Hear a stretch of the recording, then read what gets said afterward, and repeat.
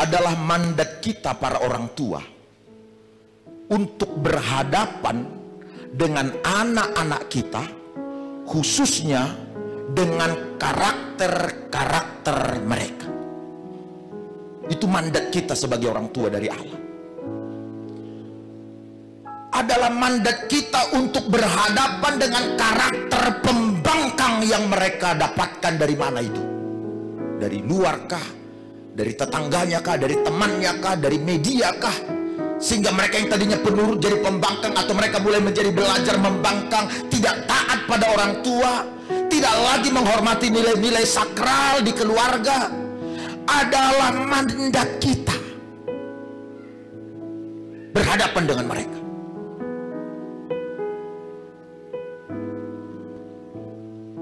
Tapi yang terjadi kebanyakan kita para orang tua, seperti yang saya kemukakan di awal, kita merasa lebih baik biarkanlah Athena jai menggum ya galang, menggo yam dewasa.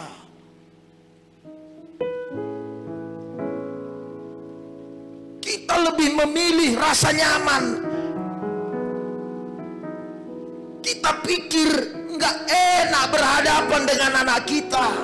Sakit Pak Pendeta, nggak nyaman Pak Pendeta. Betul, memang sakit rasanya kalau kita harus berhadapan dengan anak kita, karena dia adalah darah daging kita.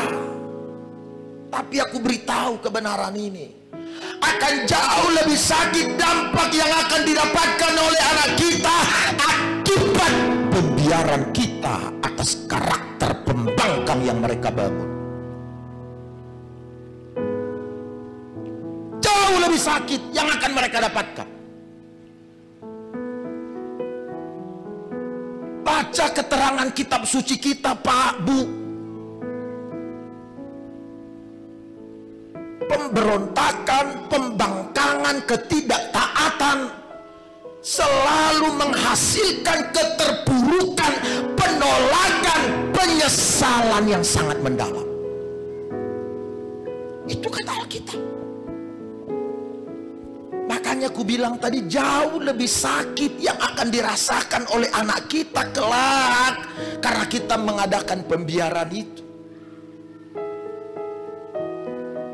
Jadi jangan melepaskan tanggung jawab. Cara pendekatannya yang harus saudara bangun. Pendekatan bicara pada anak sesuai dengan tingkat pengetahuannya, tingkat usianya, tingkat pendidikannya. Sesuaikan. Tapi mengadakan pembiaran itu tidak jalan yang baik. Itu hanya akan mengizinkan anak kita mengalami rasa sakit di depan.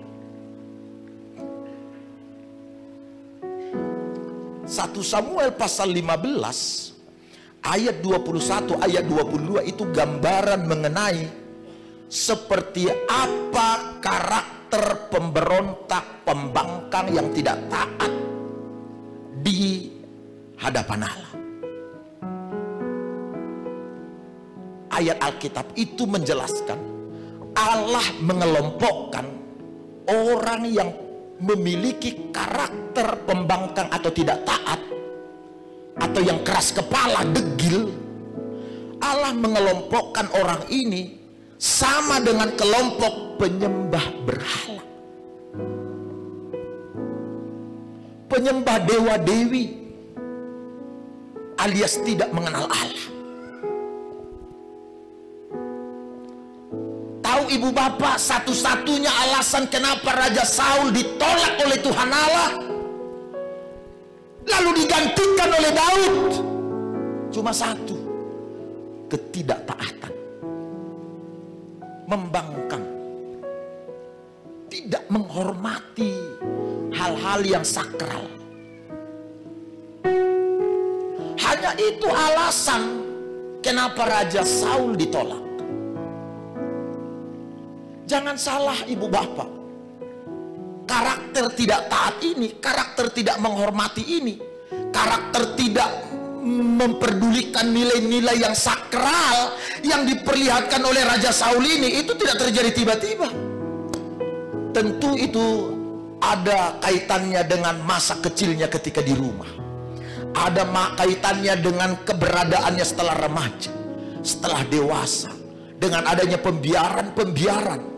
Maka kemudian karakter itu muncul pada suatu saat tertentu. Mana lebih sakit menurut saudara? Melihat orang yang saudara biarkan karakter pembangkangnya berkembang, ketidaktaatannya, ketidakhormatannya pada hal-hal yang sakral, membiarkan itu terjadi, terserah dia mau kemana, dibandingkan melihat dia akhirnya mengalami keterpurukan, kehancuran, kegagalan, penyesalan. Mana lebih sakit, Pak, Bu? Lebih sakit ketika melihat dia merasakan akibat dari pembiaran itu, kan?